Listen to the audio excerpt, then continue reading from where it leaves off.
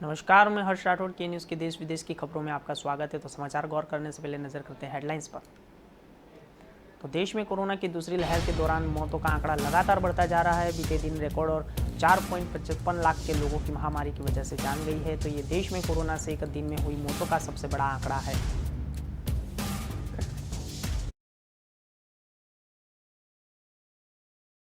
आया है नेपाल के स्थानीय समय के मुताबिक करीब 5:42 पर भूकंप के झटके महसूस किए गए हैं। तो इसका केंद्र पोखरा से 35 किमी पूर्व में था और राहत की बात तो ये है कि किसी की जान हानि नहीं हुई।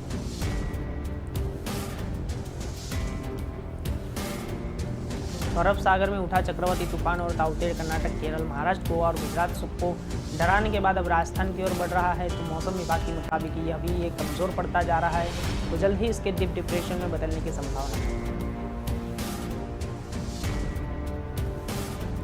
अरब सागर से उठा चक्रवाती तूफान ताउते गुजरात से निकलकर राजस्थान की तरफ से बढ़ता जा रहा है। तो अब इसकी भी गति धीमी पड़ने लगी। तो यह मंगलवार को देर रात राजस्थान पहुंचा और उदयपुर की ओर बढ़ा है और निकलती भी गया है।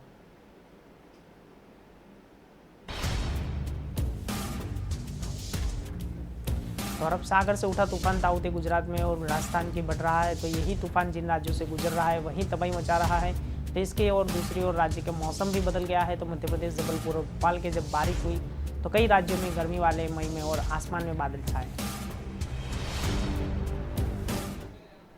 तो आगे की खबरों पर गौर करते हैं। देश में कोरोना की लहर के दौरान मौत का आंकड़ा लगातार बढ़ता जा रहा है। बीते दिन रिकॉर्ड 4,555 लोगों की इसी वजह से मौत हो गई है। देश में कोरोना के देश और मौत का भी सबसे बड़ा आंकड़ा है। तो इससे पहले सोमवार को 4,334 लोगों की मौत हुई है। तो देश में आंकड़े की ओर जरूरत राहत देखने वाली बीते दिन में कोरोना की 2,67,444 केस सामने आए हैं। तो केस यानी कि इलाज कर रहे हैं और मरीजों की संख्या में और 1,27,109 लोगों की कमी हुई थी।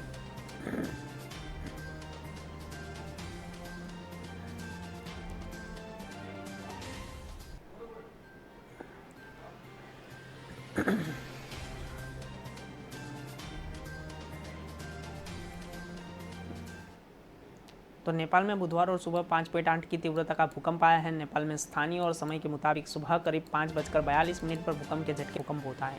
तो भूकंप की तीव्रता अंदाजा उसके केंद्र और निकलने की वर्जी ऊर्जा तरंगों से लगाया जाता है। तो सैकड़ों किलोमीटर तक फैली हुई लहरों का कंपन होता है। तो धरतियों में दरार पड़ जाती है और भूकंप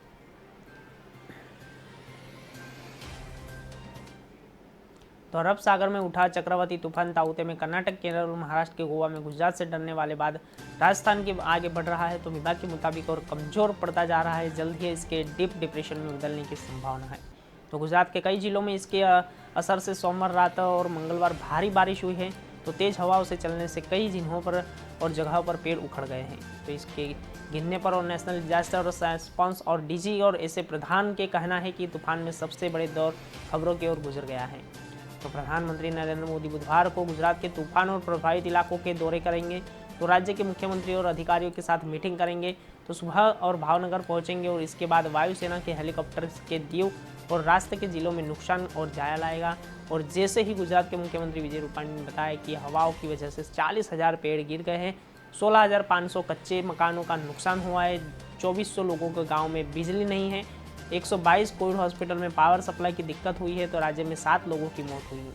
तूफान की वजह से बन हालात और देखते हुए राज्य में कोरोना वैक्सीन रोक दिया गया है। तो मुख्यमंत्री कार्यालय के मुताबिक अब 20 मई तक दोबारा टीके लगाने की शुरू होगी।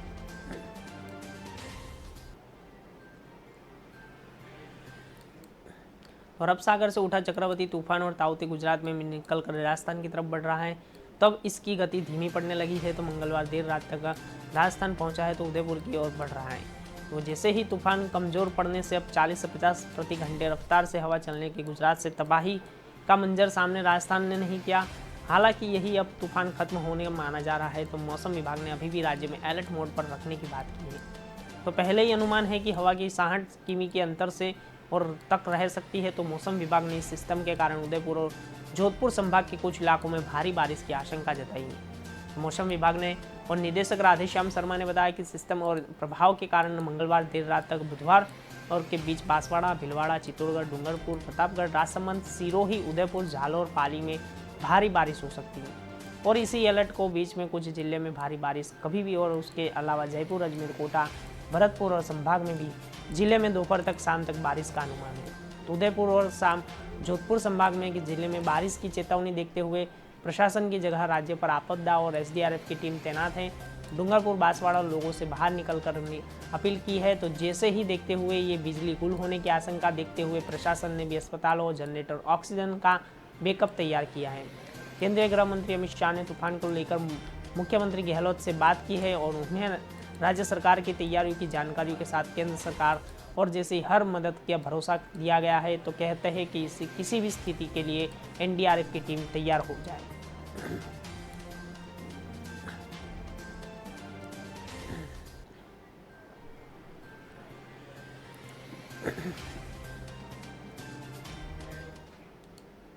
तो अरब सागर से उठा तूफान और ताउते के गुजरात में स्थान की राजस्थान से बढ़ रहा है। तो ये तूफान जिन राज्यों से गुजरा है वहाँ तो तबाही मचा रही है। तो इसके असर से दूसरे राज्यों के मौसम में बदला गया है। तो मध्य प्रदेश, जबलपुर और भोपाल में तेज़ बारिश हुई है। तो कई राज्यों में तेज़ गर्मी वाले और मई में आसमान में बादल छाए हैं। मौसम विभाग ने मंगलवार को बताया कि ताउते के तूफान के कारण अगले ही 2 दिन में दिल्ली, एनसीआर में सहित भारत के कई हिस्सों में बारिश होगी। तो आईएमडी के रीजनल और मेट्रोलॉजिकल और के हेड के कुलदीप श्रीवास्तव ने कहा कि चक्रवात की वजह से दक्षिणी राजस्थान में बारिश हो रही है। तो अब यही उत्तर भारत की ओर बढ़ रहा है। तो श्रीवास्तव ने कहा कि बुधवार को यह राजस्थान, हरियाणा तक फैलेगा और इसका कारण पूर्वी और पश्चिम प्रदेश, पूर्वी राजस्थान, दिल्ली और एनसीआर के क्षेत्र में हल्की बारिश होगी। तो दिल्ली की कुछ हिस्सों में बारिश भारी आशंका होने की बात, और उसके बाद मौसम विभाग ने भी बुधवार के लिए एनसीआर में ऑरेंज कलर का और कोडेड वार्निंग जारी किया है। तो इसी तहत 5 से 60 किलोमीटर की प्रति घंटे की रफ्तार से हवा चलने की बारिश का अनुमान है। विभाग के मुताबिक कमज़ोर चक्रवाती हवाओं के और क्षेत्र के उत्तराखंड की ओर आगे बढ़ेगा। तो अगले 2 दिनों में दौरान हिमाचल प्रदेश के साथ राज्य में बारिश करवाएगा और एक वेस्टर्न डिस्टर्बेंस और जैसे ही भारत ने कुछ हिस्सों का प्रभावित कर रहा है तो वेदर सिस्टम की वजह से यह बारिश होने की उम्मीद है।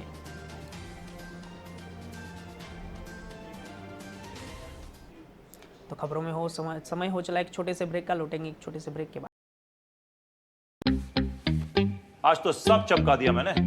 वाह क्या बात है, वाडीलाल गौरमेट अमेरिकन नट्स।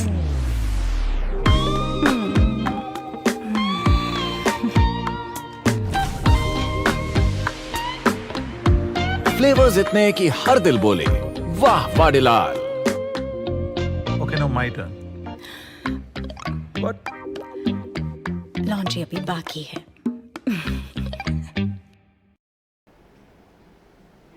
तो ब्रेक के बाद आपका फिर से स्वागत है। आगे की खबरों पर गौर करते हैं। जयपुर शहर में जेएलएन मार्ग पर मंगलवार दोपहर एक सड़क के हादसे में बेहरम समाज के चेहरा दिखाई दिया है। तो यहाँ लोगों ने सड़क हादसे में घायल लोगों को उठाने की जगह उनका वीडियो बनाते रहे। तेज रफ्तार की मर्सिडीज कार और एक बाइक में टक्कर हो गई। तो इसके बाद बेकाबू गाड़ी बाइक और घसीटते हुए काफ़ी दूर तक ले गई और हादसे में बाइक सवार दोनों व्यक्ति बुरी तरह से जख्मी हो गए। तो वे करीब 10 से 15 मिनट तक सड़क पर दूर दूर और लहूलुहान हो के हालत में पड़े थे। तो हादसों को देखकर चौराहे पर मौजूद पुलिस भी दौड़कर मौके पर पहुंची और बाइक को टकराने और मारने वाली लग्जरी में सवार 3 व्यक्तियों को भी भागने की बजाय रुक रहे। जैसे ही इनमें कैसे ही कोई 108 एम्बुलेंस को फ़ोन करने लगा तो कोई मोबाइल फ़ोन पर सड़क पर घायल पड़े फोटो को वीडियो बनाने लगा। लेकिन किसी भी दोनों घायलों को सड़क को उठाकर निजी वाहन में अस्पताल पहुंचाने की कोशिश नहीं की। एक तरफ एम्बुलेंस पहुंचाने का इंतज़ार करते रहे और जैसे ही एक तरफ बारिश की बूंदों का बीच दोनों घायल सड़क पर पड़े रहे तो बाद में ही दोनों लगने और घायल के संभाला। तो जैसे ही आखिरकार एम्बुलेंस मौके पर पहुंची, इसके बाद टक्कर मारने वाली कार में सवार व्यक्ति, पुलिस और कुछ लोगों ने मिलजुल कर घायलों को उठाया, एम्बुलेंस में बिठाया और तब घायलों का और एमएमएस का अस्पताल में और पहुँचाया गया। तो जैसे ही हादसे में सूचना मिली ने कि दुर्घटना के साथ पूर्व पुलिस और गांधीनगर थाना और जैसे ट्रैफिक पुलिस के मौके पर पहुंची तो हादसे में क्षतिग्रस्त दोनों गाड़ियों की जब्त कर लिया गया। तो एएसआई के गजानंद और बताया कि हादसे की घायल कॉम्प्लेक्स तनवाल और दूसरा रामवीर हरिजन और जैसे ही ये दोनों इंदिरा नगर के जालाना और डुंगरी जयपुर के रहते थे। तो ये दोनों एसएमएस अस्पताल में सफाई कर्मचारी है। तो दोपहर करीब 2 बजे ड्यूटी पूरी कर दोनों बाइक से घर लौट रहे थे। तो वे रामबाग चौराहे दुर्लभ ही अस्पताल में सामने ठोकर खाई और जैसे ही चौराहे पर गिर गई।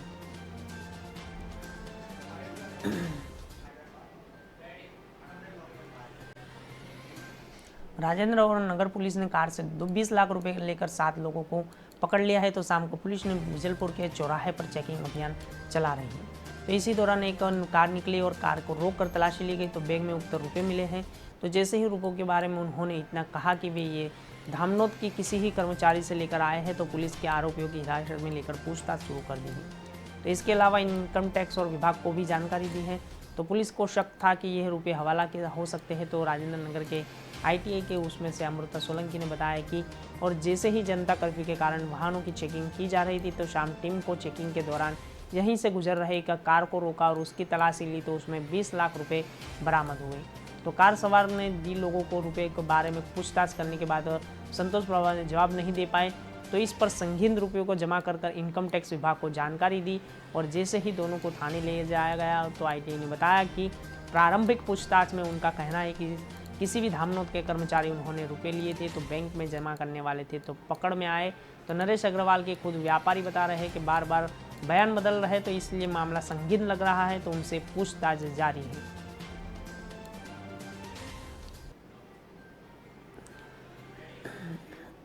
तो रायपुर के और सेंटर और टीका लगवाने वाले लोग ज़्यादा, मगर सिर्फ 120 लोग 200 डोज के पहुंच रहे हैं।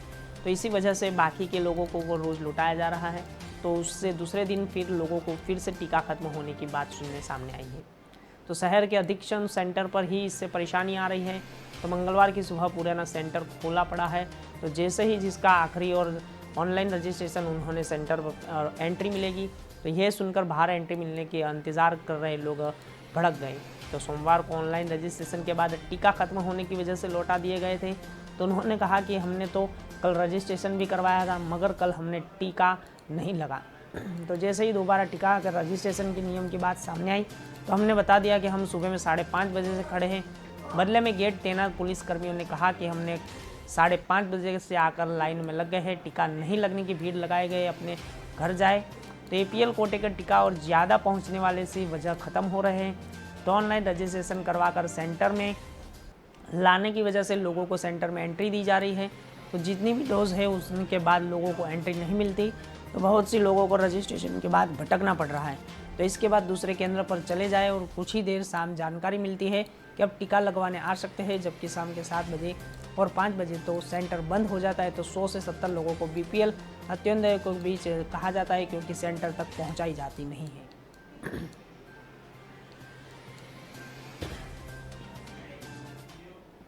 मुख्यमंत्री ने कहा कि पंजाब में 2046 स्वास्थ्य कल्याण केंद्र के नेटवर्क ने 800 के जल्द शुरू होने वाला है।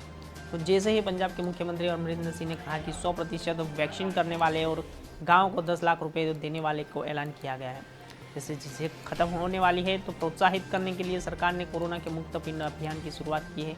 मुख्यमंत्री ने राज्य के सरपंच को और कोविड के खिलाफ लड़ाई में अपने गाँव का नेतृत्व करने की अपील की। जैसे ही कोरोना के लक्षण आने पर जांच, वैक्सीन और जैसे ही प्रतिक्रिया कराए, तो CM ने बताया कि वैसे ही वायरस के इलाज के लिए सरकार ने पंचायत फंड से रोजाना 5,000 से अधिकतम 50,000 रुपये उपयोग करने की अनुमति दी है।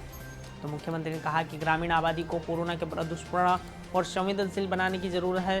तो जीवन के बचाने के लिए जल्द से जल्द इसकी पहचान और उपचार के महत्व सामने रखते हुए उन्होंने कहा कि इसके लिए विशेष जागरूकता अभियान की ज़रूरत है। तो CM ने कहा कि पंचायतों में विशेष चिकित्सा शिविर आयोजित और जैसे इसमें पूर्व सैनिक सेवाएं भी ली जा सकती है। तो CM अमरिंदर सिंह ने गोवा में संक्रमित व्यक्ति ने आने से रोकने के लिए ठिकरी पहरा शुरू करने के लिए कहा गया है। तो वहीं संक्रमित लोगों को व्यक्तियों के फतेह किट देने के लिए कहा है। तो इसके अलावा ऑक्सीजन लेवल और 94% कम आने पर जैसे ही उपचार सुनिश्चित करने के लिए कहा। तो उनके ग्रामीण हल्के लक्षण दिखते हैं तो खुद ही क्वारंटाइन हो जाते हैं और उनके मुख्यमंत्री के जैसे ही कभी कहीं ढिलाई ना हो सके तो गंभीर परिणाम भुगतना पड़ेगा।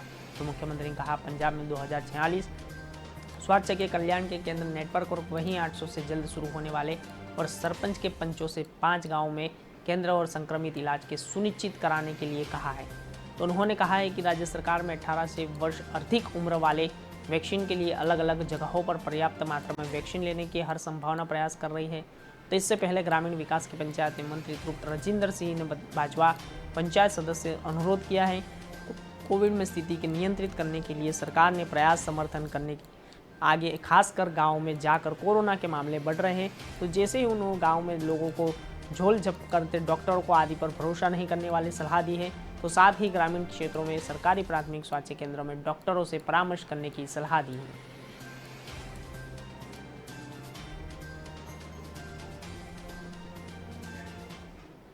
तो मध्य प्रदेश की राजधानी और भोपाल के Chirayu medical college and hospital में 24 घंटे के अंदर आयुष्मान कार्ड होल्डर मरीज के परिजन एडवांस जमा कराए 2 लाख रुपए वापस लौटा दिए। तो साथ ही मुख्यमंत्री कोविड उपचार योजना के तहत आयुष्मान कार्ड से इलाज कराने का आश्वासन दिया है। तो इसी जानकारी को मंगलवार को मरीज और रिश्तेदार योगेंद्र रघुवंशी ने वीडियो जारी करके दी और मामले में मदद के लिए राज्यसभा सदस्य ज्योतिरादित्य सिंधिया और मुख्यमंत्री शिवराज सिंह चौहान और स्वास्थ्य मंत्री प्रभुराम चौधरी धन्यवाद दिया है। योगेंद्र ने सोमवार में वीडियो जारी कर चिरायू में आयुष्मान कार्ड इलाज करने का माना और जानकारी दी थी। तो साथ ही 2 लाख रुपए एडवांस जमा कराए थे। तो जाने के बाद योगेंद्र मुख्यमंत्री शिवराज सिंह चौहान ने उसकी दीदी का इलाज आयुष्मान कार्ड से कराने के लिए मदद मांगी थी। वो साथ ही कहा थी कि अब उनके पास अस्पताल में जमा कराने के लिए पैसे नहीं हैं।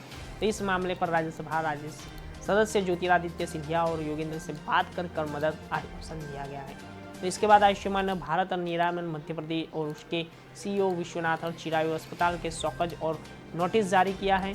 तो 3 दिन में जवाब देने के लिए कहा है। तो नोटिस जारी होते 24 घंटे के अंदर चिरायू ने मदद की और परिजनों के एडवांस के 2 लाख रुपए राशि लौटा दी।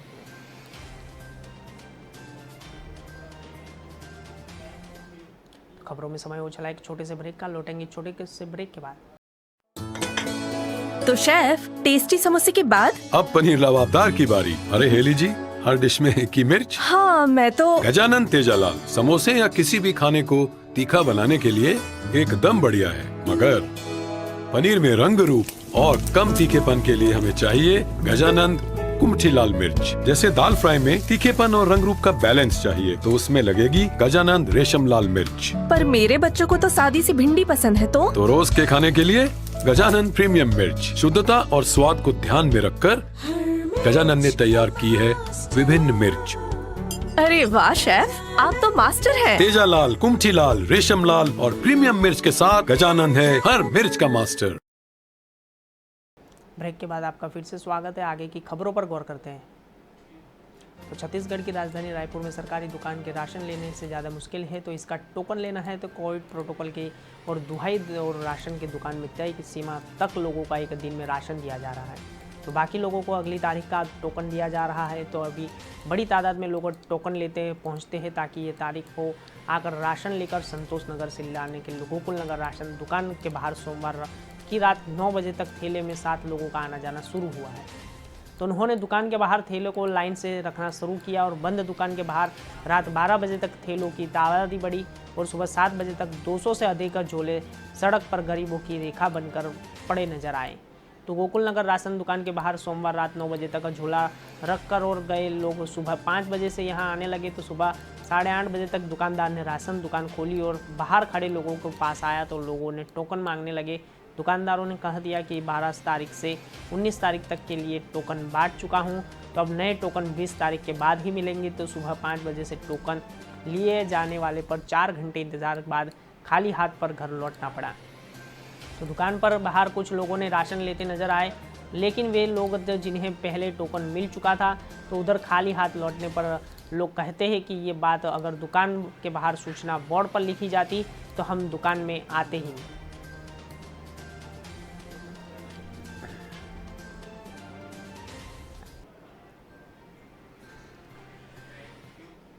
तो सोशल मीडिया में एक टूल किट का साझा होने से प्रदेश की राजनीति में गर्म हुई है। तो मुख्यमंत्री डॉक्टर रमन सिंह सहित कई भाजपा नेताओं ने अपने सोशल मीडिया अकाउंट में जरिए टूल किट साझा किया है। तो डॉक्टर सिंह ने और कहा है कि समय कांग्रेस के विरोध 2 बल्ट और राजस्थान और उसके राजनीति के देखकर आगे शर्माते हैं। तो भाजपा में कई और नेताएं भी कुछ हैं। तो भाषा के साथ इनकी टूल किट की साझा किया गई है। तो जैसे ही भड़कने वाले कांग्रेस नेताओं पर दस्तावेज जालाजासी के बताते हुए भाजपा नेताओं के खिलाफ FIR का आवेदन किया है। तो भाजपा नेताओं ने दस्तावेज साझा किया तो वे पृष्ठों का है। तो दस्तावेज में कोरोना की दूसरी लहर में केंद्र सरकार के कुल प्रबंधक और जैसे उजागर और जैसे निर्देशन किया गया है। तो इसमें PM केयर पर सवाल उठाने का कहा गया है। तो लोगों ने जीवन बचाने का काम सेंट्रल विस्टा को तहरा और देने की काम आलोचना को लोग तक पहुंचाने के लिए कहा गया है। तो प्रधानमंत्री छवि को नुकसान पहुंचाने के लिए रणनीति का जिक्र हुआ है। तो इसे कहते तहत के विदेशी मीडिया में महामारी से जुड़ी खबरों के बारे में और ब्रीफ देने के विदेशी पत्रकारों में कवरेज की सुविधा दिलाने के आदि जिक्र है। तो कोरोना वायरस के नए स्ट्रेन और इंडियन स्ट्रेन की जगह मोदी स्ट्रेन बताने भी रणनीति कहते हैं।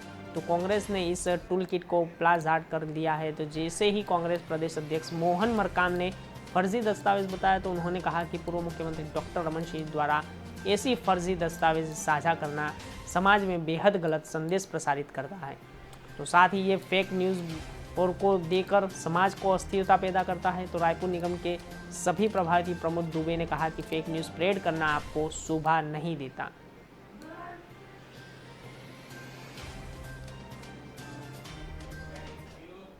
चक्रवाती तूफान ने ताउते मुंबई से भरी तबाही मचाई है। तो तेज ही हवा से वजह से शहर हिस्से में पेड़ गिरे हैं। तो ऐसा मामला मुंबई के विक्रोली इलाके के सामने आया है। तो यही तूफान के चलते पेड़ के हिस्से टूटकर सड़क पर गिर गए। तो इसी दौरान महिला सड़क पर गमगीन हो गई। तो महिला की इसकी चपेट में नहीं पर उसकी पूरी घटना मौके पर लगी एक सीसीटीवी कैमरे में कैद हुई।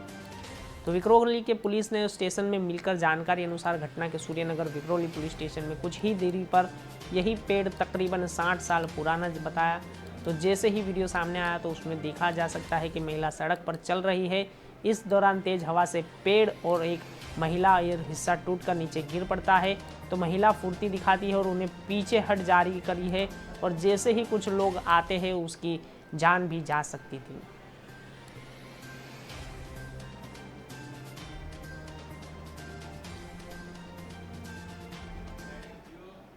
तो लंदन की कोर्ट ने भगोड़े व्यवसायी विजय माल्या के मंगलवार को झटका दिया है। यही कोर्ट हाईकोर्ट के दिव्या विलिपियन के याचिका ने लगाया तो विजय माल्या हार गया है। जैसे कोर्ट में इस फैसले के बाद टेस्ट बैंक ऑफ इंडिया और उसकी एसबीआई की संपत्ति को बेचकर वसूली करने में आसानी हो सकती है। तो लंदन के हाईकोर्ट में भारत में माल्या की संपत्ति पर लगाया गया है सिक्योरिटी कवर हटा दिया गया है। तो जैसे ही इससे एसबीआई की और अनुसूची और जैसे ही भारतीय बैंकों का कंस्टोडियम जैसे ही कर्ज वसूलने और नज़दीकी पहुंच गया है। तो जब भारतीय बैंक का माल्या का भारत में संपत्ति का कब्जा करके बंद हो चुकी है। तो किंगफिशर एयरलाइंस को भी कह दिया गया है तो लोन वसूल कर सकेंगे एसबीआई नेतृत्व के और कस्टोडियम। और जैसे अप्रैल में लंदन हाईकोर्ट में सुनवाई के बाद दौरान भगोड़े व्यवसायी और दिवालिया घोषित किए जाने वाले की पुरजोर कोशिश की विजय माल्या पर बंद हो चुकी है। तो किंगफिशर एयरलाइंस के 9,000 करोड़ रुपए का कर्ज बकाया है। तो विजय माल्या का यह कहना है कि उसके ऊपर जो कर्ज बकाया है वह जानता है कि पैसा ऐसे में बैंक और उसे दिवालिया घोषित नहीं कर सकते। तो माल्या ने कहा है कि ये दावा किया था कि भारतीय बैंकों की तरफ से दायर दिलवाने के लिए याचिका कानून दायरे से बाहर है। तो भारत में उनकी संपत्ति सिक्योरिटी पर नहीं लगा सकते क्योंकि वह भारत में जनता के हित में खिलाफ है और वो जनता। और जैसे ही लंदन के हाईकोर्ट की चीफ इन्वॉल्व्स के एंड कंपनी ने माइकल बिक्स और जैसे ही भारतीय और बैंकों पर पक्ष में फैसला सुनाते हैं। तो जैसे ही पब्लिक पॉलिसी नहीं जैसे माल्या संपत्ति को सिक्योरिटी राइट्स प्रदान करें।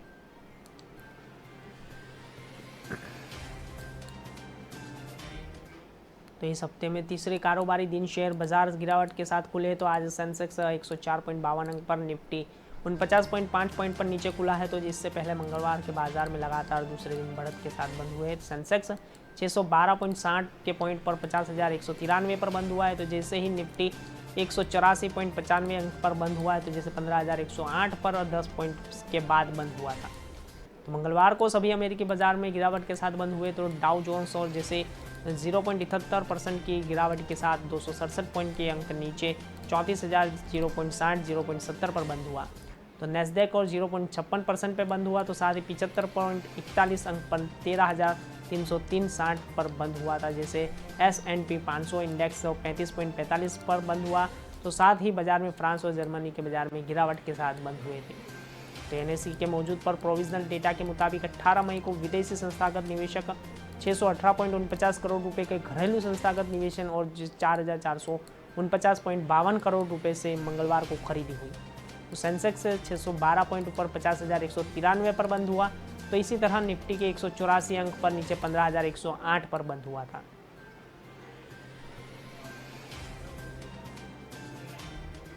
देश विदेश की खबरों में अब तक के लिए नहीं, ज़्यादा जानकारी के लिए देखते रहिए के न्यूज़। नमस्कार।